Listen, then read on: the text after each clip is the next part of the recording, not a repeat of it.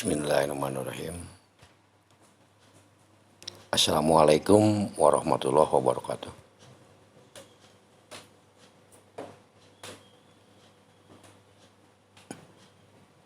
Apakah kalian siap mulai belajar?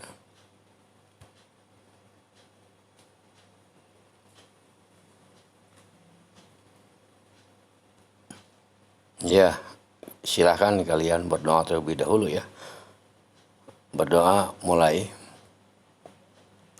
Amin. Alhamdulillah kita sehat, kuat dan tetap semangat untuk belajar IPA. Masih pembahasan KD 3.2 dan 4.2 mengenai reproduksi pada tumbuhan dan hewan.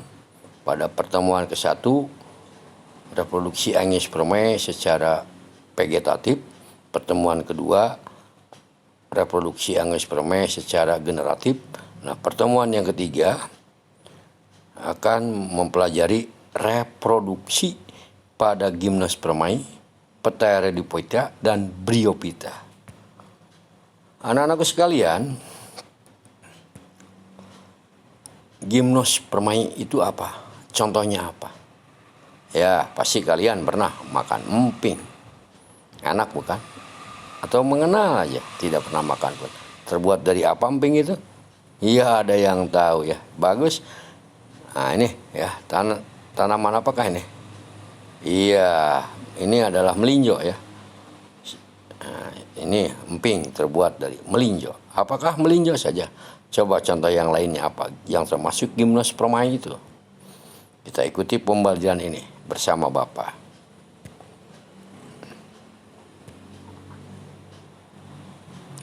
Anak-anakku sekalian, coba cermati ya gymnospermae ini. Apa nama tumbuhan ini? Ada yang tahu? Ini ke-1. Yang kedua? Iya, yang pertama itu adalah pinus, yang kedua adalah pakisaji. Jadi contoh gymnospermae itu yang pertama tadi melinjo, yang kedua pakisaji, yang ketiga pinus. Ya. Gymnospermae ini memiliki alat reproduksi seksual atau generatif atau untuk kawin. Nah, kalau pada angiospermae, masih ingat kalian apa nama alatnya? Iya, bunga. Apakah pernah kalian melihat bunga pada tanaman ini? Enggak kan? Nah, ini alat generatifnya yaitu berupa strobilus atau runjung. Nah, pada satu tanaman, satu tumbuhan pinus atau melinjo ada 2 strobilus jantan dan strobilus betina. Anda tahu yang bagaimana strobilus jantan? Nah, ini strobilus jantan ini. Ya, Anda melihat di kebun pinus. Ya, ini yang betina. Ya, anak-anakku sekalian, sistem reproduksi pada gymnospermae ini tidak menggunakan bunga, menggunakan strobilus. Nah, prosesnya bagaimana? Nah, pada tumbuhan pakisaji, strobilus jantan dan betina terpisah. Jadi ada pohon pakisaji jantan, ada pokok pakisaji betina. Beda dengan melinjo, beda dengan pinus. Pada strobilus jantan ini terdapat sporangia atau ruang-ruang spora. Nah, sel-sel di dalam spora ini mengandung mikrospora. Di dalam mikrospora ini ada spora, ada sebuk sari. Nah, sebagai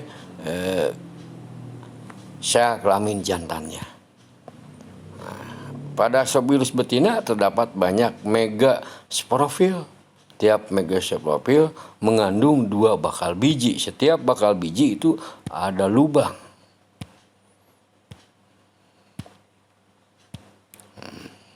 Tiap bakal biji mengandung sporangium dan lubang. Sel dalam sporangium akan mengalami pembelahan meiosis dan menghasilkan megaspora. Inti megaspora akan menghasilkan mitosis yang berupa sel telur.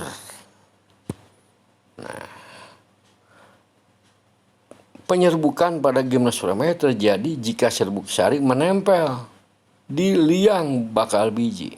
Beda penyerbukan pada angiospermae dengan gimnospermae. Ya, menempel pada liang. Nanti masuk ke dalam liang serbuk sarinya ini. Terus ya, tumbuh ya.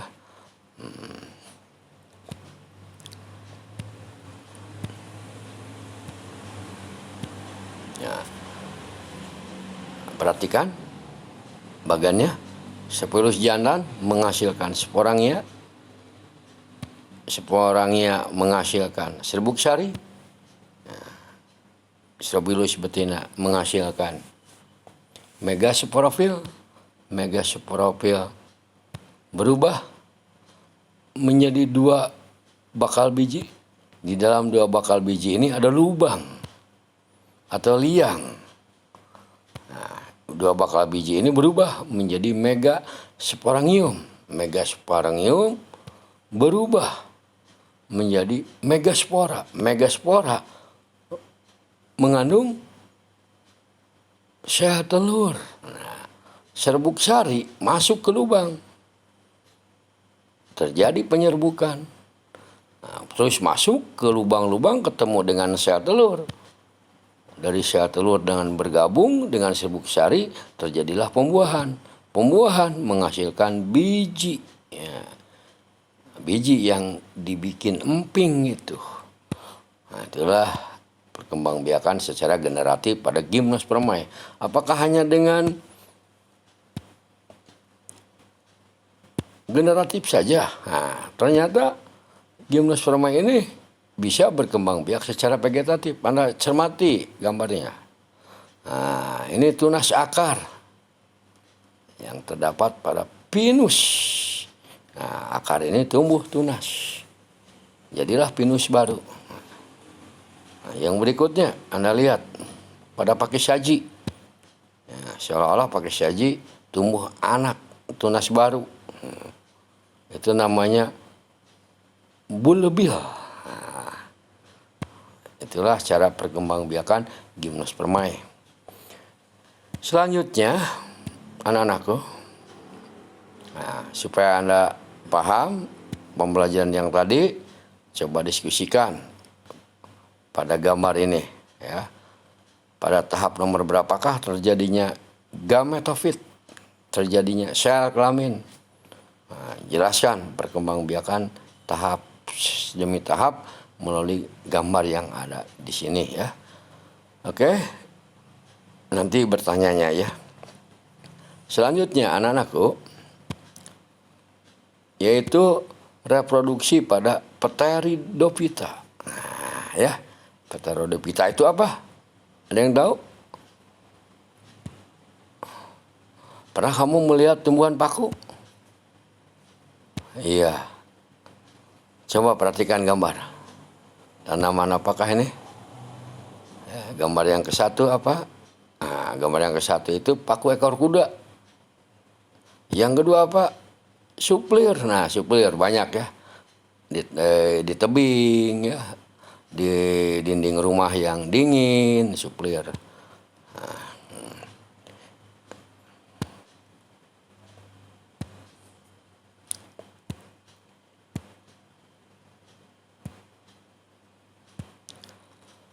pernah kamu menjumpai tumbuhan tersebut berbunga? Seperti pakis saji, pinus, melinjo, ya, gimnospermae berbunga? Oh, tentu tidak ya. Nah, jadi semua tumbuhan paku tidak menghasilkan bunga. Bagaimana cara berkembang biaknya? Tidak menghasilkan strobilus juga. Nah, coba kamu ambil ya helaian daun tumbuhan paku atau suplir yang ada di sekitar sekolah. Nah, kamu cermati pada daun itu. Nah, ternyata pada daun itu ada bagian-bagian yang berupa kotak spora. Kecil-kecil, hitam, kecoklat-coklatan. Ya, coklat kehitam-hitaman. Itu namanya kotak spora. Supaya lebih jelasnya Anda cermati ya. Nah, nih. Contoh yang daun pakis saji yang diambil. Nah, kamu petik, ya, dicermati. Nah, tuh ada kotak-kotak spora. Nah, kumpulan kotak spora.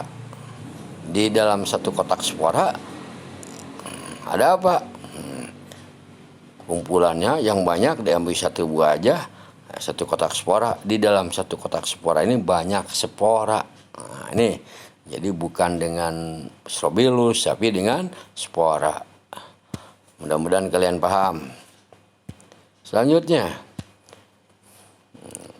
bagaimana nih spora itu? Nah, Anda perhatikan siklusnya, bagannya, ya, dari daun. Di daun ada kumpulan kotak spora, di dalam kumpulan kotak spora ada kotak spora, dalam satu kotak spora ada spora, sporanya kekeringan, ya, pecah. Nah, jadilah protalium. Nah, protalium. Di dalam protalium ini berkembang, ya, ada apa? Antheridium, archegonium. Nah, Antheridium itu sel jantan, archegonium sel betina. Ada sperma, ada sel telur. Nah, akhirnya bersatu, fertilisasi, jadilah zigot. Zigot berkembang, ya, jadi suplir muda, jadi suplir lagi. Nah, tumbuhan paku atau Pteridophyta atau suplir yang kita lihat itu sebenarnya adalah waktu pertumbuhannya sporofit. Ya, oke. Supaya lebih paham, coba cermati ini.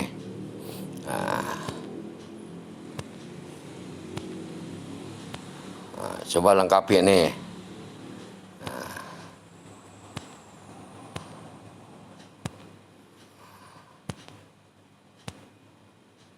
Apa kalian sudah paham tentang reproduksi Pteridophyta? Lengkapi ininya, ya. Bagannya supaya lebih paham. Siapa yang bisa melengkapi ini?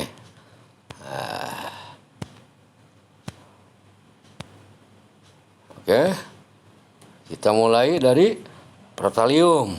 Protalium keluar jadi archegonium. Selain archegonium, antheridium. Antheridium menghasilkan, ya, archegonium menghasilkan sel telur.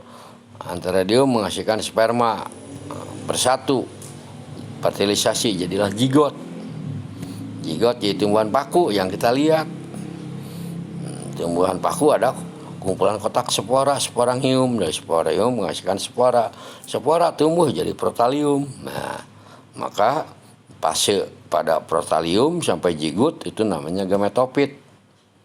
Nah, sedangkan dari tumbuhan paku sampai protalium itu fase sporofit. Ya, mudah-mudahan kalian paham. Selanjutnya,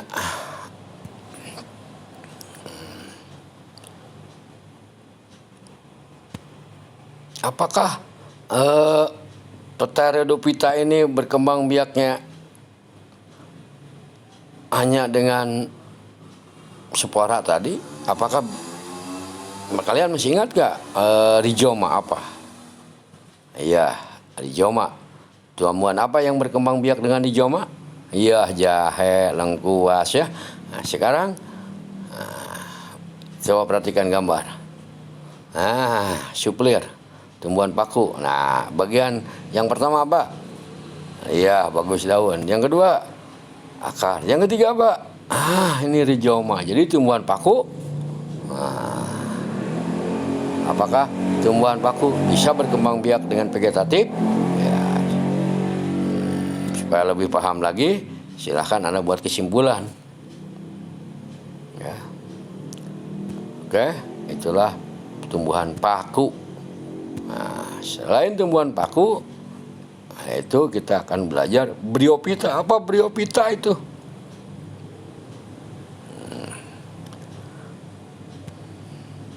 Coba perhatikan gambar ini, tayangan ini.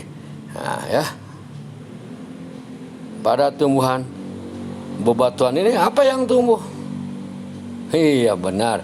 Itu lumut, ya. Jadi bryophyta itu adalah salah satu contohnya lumut. Oke. Nah, lumut yang kita lihat, ya, bryophyta yang kita lihat itu pada tahap gametofit. Beda dengan waktu kita melihat tumbuhan paku. Kalau tumbuhan paku itu pada tahap sporofit.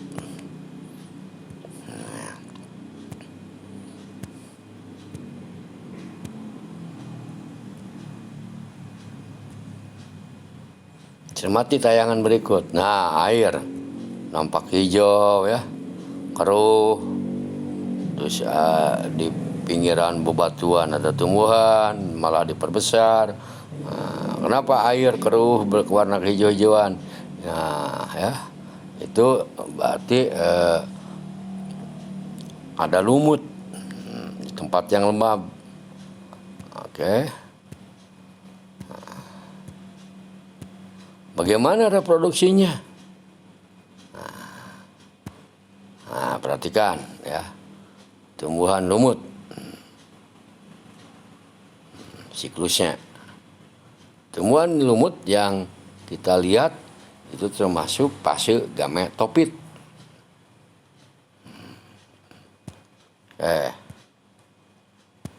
Ada pertanyaan? Oh iya, nanti aja.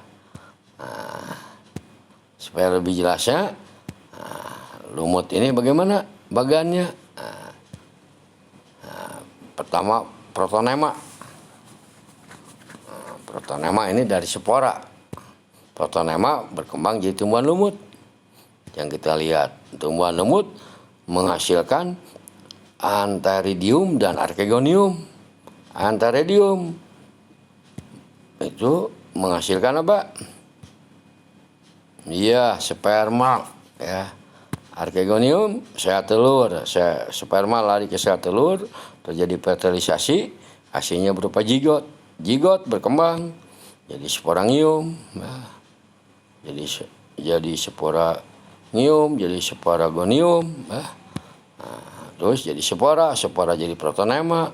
Nah, pada masa tumbuhan lumut ini disebutnya fase gametofit. Beda dengan tumbuhan paku. Oke. Nah, coba diskusikan nih. Mengapa tumbuhan lumut sering disebut tumbuhan pelopor? Nah, mudah-mudahan cari informasi yang lengkapnya ya.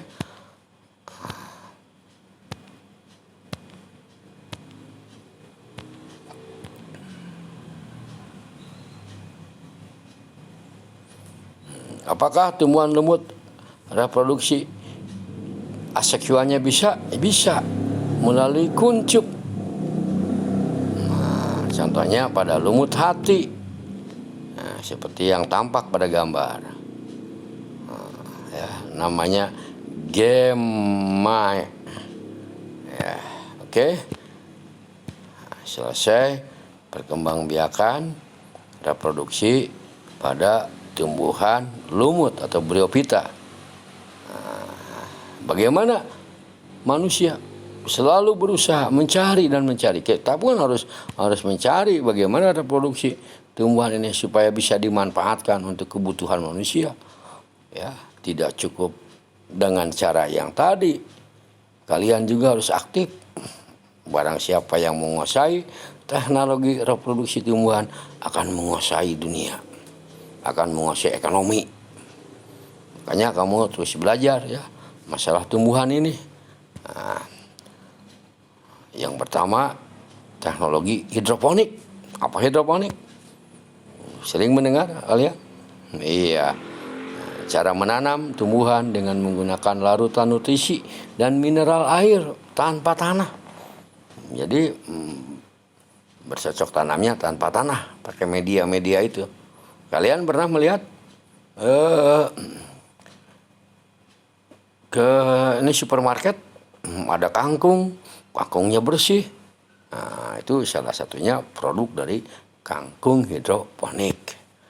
Nah, itu ya yang ke satu. Yang kedua, ada yang tahu? Ya, ini yang keduanya.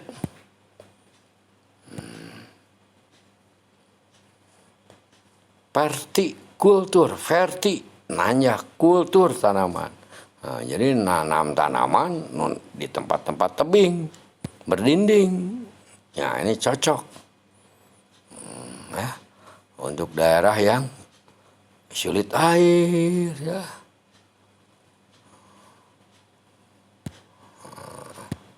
Pernah kalian melihat dinding penuh dengan tanaman? Nah, yang ketiga ini yang paling modern, kultur jaringan. Kultur jaringan. Nah, ya. Metode perbanyakan tumbuhan hanya dari bagian tanaman, dari selnya atau dari organnya. Dibuat dengan agar-agar, dicampur dengan zat kimia tertentu, disimpan, tumbuhlah berbagai anak-anak, berbagai macam tanaman itu. Anak-anaknya banyak sekali. Oke, selesai. Nah, itu kamu cari lagi ya, buat kalau bisa. Ayo kita diskusikan, lakukan ya, diskusikan nih, deskripsikan perbedaan reproduksi. Yang kedua, lakukan kegiatan. Nah, satu aja contoh teknologi kamu lakukan di rumah ya. Terus yang ketiga, lakukan kegiatan saku belajar di rumah ya, berbasis proyek pembelajaran menanam sayur. Jadi menanam sayur dan bisa salah satu kegiatan reproduksi yang menggunakan teknologi. Oke, terima kasih. Sebagai penutup, mudah-mudahan pembelajaran kali ini dapat dipahami karena waktunya terbatas, sehingga kalian memiliki kecerdasan, ketampilan, dan yang lebih penting adalah kalian harus tetap bersyukur atas nikmat yang diberikan oleh Allah berupa sehat, kekuatan, berbagai macam tanaman dan tumbuhan di sekitar lingkungan kita untuk kepentingan hidup kita sendiri. Ya, selamat berkreativitas. Semoga Anda sehat, tetap dilindungi Allah. Terima kasih. Wassalamualaikum warahmatullahi wabarakatuh.